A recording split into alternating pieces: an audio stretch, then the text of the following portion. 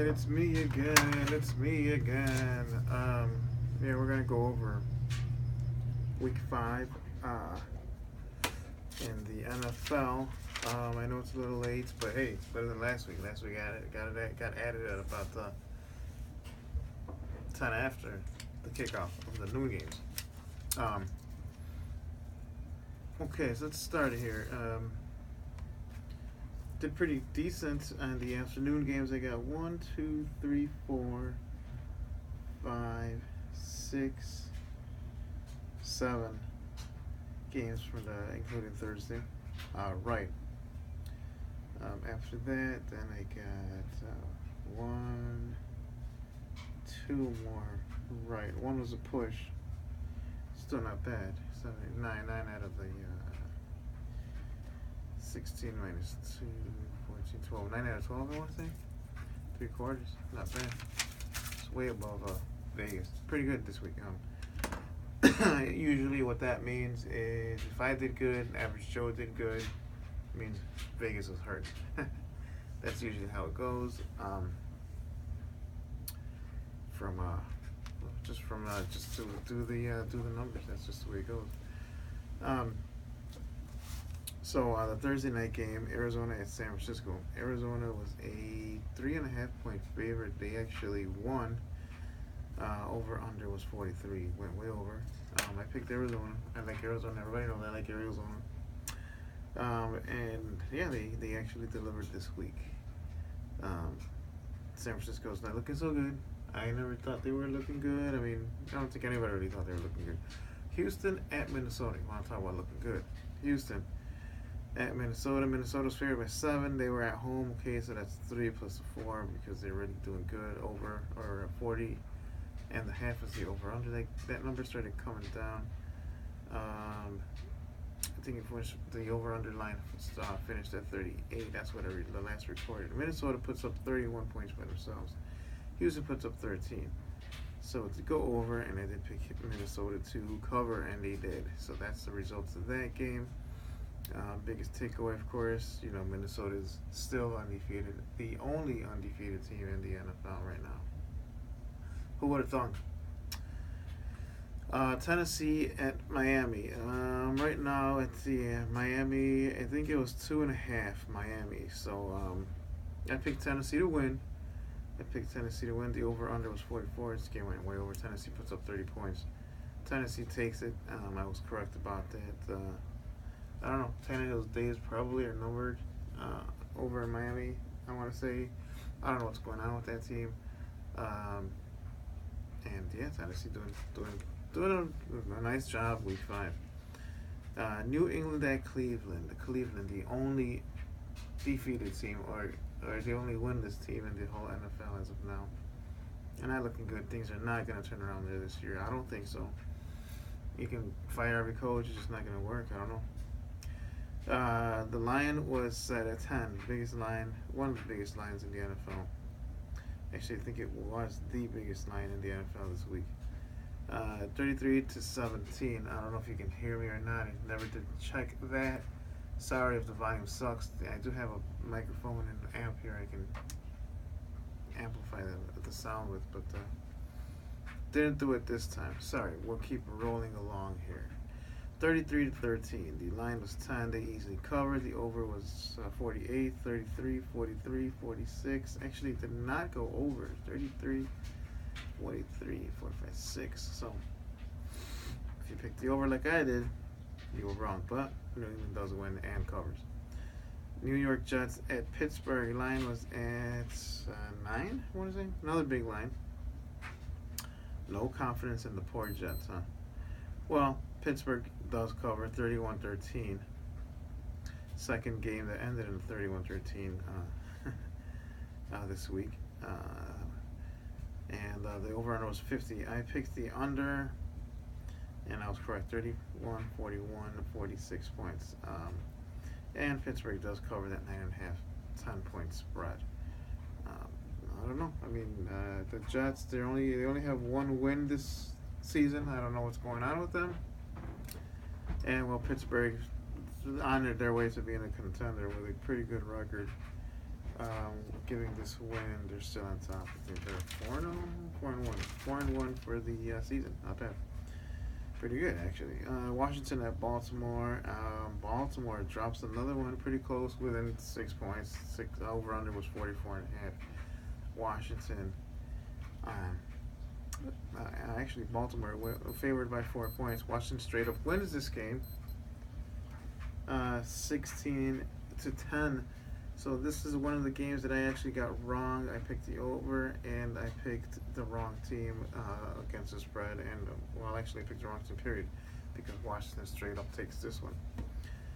Washington, I don't know. I'm seeing some inconsistent play from them. I mean, 16 points, but you still win.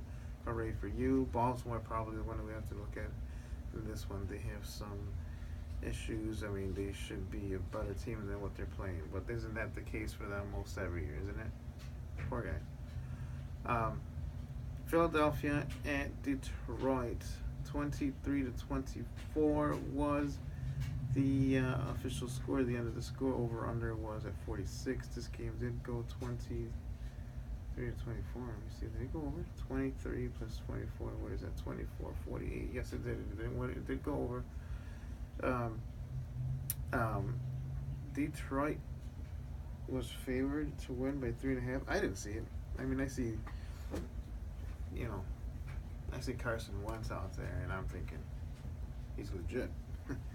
And yeah, he's legit. I mean, 23-24 was a close game, but I actually went with Philly with the points, and Philly lost by 1, but Detroit did not cover, so I was right on that one. Like I said, biggest takeaway, Carson Wentz and Detroit. Well, not bad, but just didn't make it. Okay, we're going to Chicago Indy. The over-under was 47.5. Indy was favored by 4. I was sick and tired of picking my Bears and them losing, so I actually went with Indy to take this one against the spread. Indy covers 29-23. Game does go over. I was correct. The Bears are not a great team. They are getting better, I want to say slightly, marginally, but they're getting better. Indiana, Indianapolis, I don't know. I mean, I don't see that. I see them as a middle of a road team right now. Unfortunately, I don't know if they'll be at the end. I don't know if they're going to be any postseason game in Indianapolis. We'll see. That is the noon games from that week. Atlanta at Detroit. This was the afternoon. 45 was the over/under. 4.5 was Denver. Actually 4 by the time this game went off. So Denver favored by 4. Atlanta actually pulls out a win on the road against the tough Denver team, 23-16. So Atlanta's used to putting up 50 points or whatever. Not against that defense, but they managed to put up 23 points. Biggest takeaway there, of course. But how did Atlanta's defense pull together? But I don't know how they did it. But they held Denver to only 16 points. I was wrong. It did not go over, and Denver did not win nor cover. So yeah, Atlanta surprising the hell out of us here. Good for them though. I mean, Atlanta has been a few years removed from championship caliber team back when Matt Ryan was in his prime. I think his best is behind him, but I mean the guy still has some stuff in the tank, right? Okay, Buffalo at Los Angeles. Line was at LA by 2.5.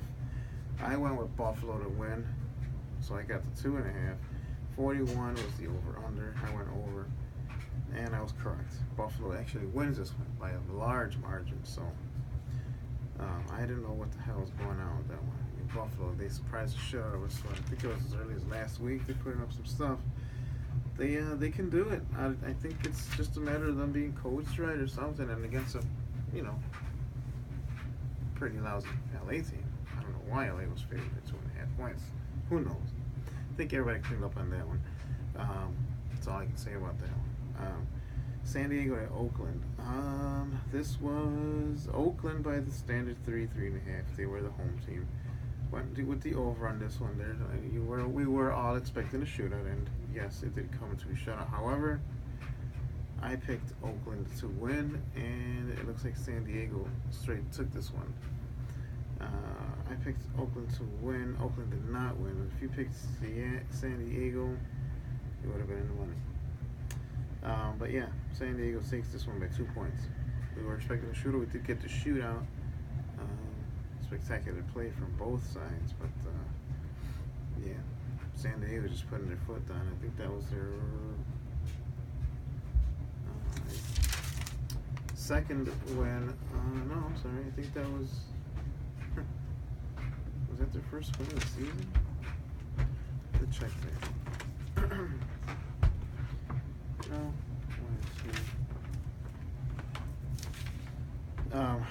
But yeah, they're well. Point is that they're having a hard time getting in the W column. So that's what's going on in San Diego. But they got the win this time. All right, so Cincinnati at Dallas. The line was started at 1, 1.5, went to 2, went back down to 1. So it's kind of on the wire there. Dallas was expected to win their home team, but not by the 3. Actually, Cincinnati on the road being favored, which is highly. I don't know. I didn't see none of that stuff. I went with Dallas with the points, and I went with the over. Over was 45.5. Dallas goes in, or Dallas at home dominates this game 28-14. It's just Dak Prescott just letting them have it. I mean, the guy is so far hasn't thrown an interception, or he's just thrown one or some crazy ridiculous stat like that. And the guy is playing well. He's mobile. He's fast. He's young. Yes, he does look like the first flash in the pan of Colin Kaepernick. Time we'll have to wait and see if he's the real deal for the next coming seasons. You get a body of work on a guy with film, and then all of a sudden the whole NFL figures you out. That could happen. Stay tuned. But right now, Doc, it looks like the real deal. So he is the real deal. Wait until they get some film on him, right? So like I said, over. It did not go over. Cincinnati not putting up their side of the bargain at only 14 points, so it did stay under. But we don't really track that kind of stuff. I just like to track the wins against ATS, of course. Okay, the Sunday night game: New York Giants against Green Bay Packers. I was quite busy, as I am. Life gets in the way. Life happens. Didn't watch much of this game. 16-23. Green Bay takes it. I picked. Actually, the line was Green Bay by 7, and I went with the Giants with the points. Any which way you have picked it, it was a push. So Vegas was right on it. So it was a 7-point spread on the game. There was no hook. When I recorded it, there was no hook, and I picked the over, and it actually stayed under. 48 points is pretty high over/under. But yeah, I mean, I don't know. I don't know what it says. I don't know if it says that Green Bay. Well, Green Bay still won. But as far as the Giants look, I don't know. I don't know what to expect from those guys yet. I don't know. I actually think the Green Bay is underperforming this year. Typically, they will do that though. But and then come back strong. We're not panicking, right? Relax. Should we all relax? I don't know. We'll have to ask. What's his name with the double check? Whatever the fuck his name is. I forget names. You can tell. Okay, Tampa Bay at Carolina. Line was at Carolina -7. This was, however, this is what it started at. It dipped all the way down to 4.5, came back to 5. Carolina was still expecting to win, but only at 5. That 2-point difference from that fluctuation became because concussion protocol came back, and there was no Cam Newton in the field. Tampa Bay actually wins this game. Tampa Bay 17-14. I picked the over. I kind of picked it blind because I didn't know what the status was with Cam. But yeah, ever since this game, though, Cam has been practicing, and he's expected to start for the next game. I have high hopes for Tampa Bay. Kind of have high hopes for Carolina. I was expecting a good game, but without Cam there, kind of is what it was. That noise in the background is just a washing machine. Sorry if you can't hear me. I know next time I'm gonna try to get a microphone in here. And yeah, I mean, overall, I got 9 out of 12 for this week. I think we did pretty good. I'm just gonna keep on going. If this video is over 15 minutes, I know YouTube doesn't like that, but well, whatever. I'm gonna try to squeeze in week 5 results and standings here. We're gonna start in the AFC. Let's just start with the Patriots. 4-1, they're still on top. This is in the East. Bills 3-2 with a spectacular win this week. right on the heels of the Patriots. Not bad, and the rest of the Jets and Dolphins both at 1-4. So it looks like the Bills and Patriots are going to be in for a race so far this year. Let's jump over to the West. I really like this one. Raiders 4-1. 4 wins and 1 loss in first place. Not bad. I mean, I like the Raiders. I like the Broncos too, but I like the Raiders. I'm rooting for the underdog Raiders here. I mean, mostly because, well, I mean, everybody loves the old time Raiders and the commitment to excellence and all that stuff. And well, I actually like the Carr. Carr was looking good a couple years ago. Last year he had a pretty good year. This year, he could be ramping up to being a superstar. Broncos 2-1 as of the end of the week. They actually had the Thursday night game. Broncos lose 13-21, so they're actually at 4-2. Chiefs are 2-2, and the Chargers played that game and won, so they're actually, instead of 1-4, they're 2-4. So that's how that is shaping up. We're gonna try to get a preview in the next video for week 6, but stand by, so you have to take a look at the picks. We'll go to the North. Steelers, one of my favorite divisions. The Steelers 4-1.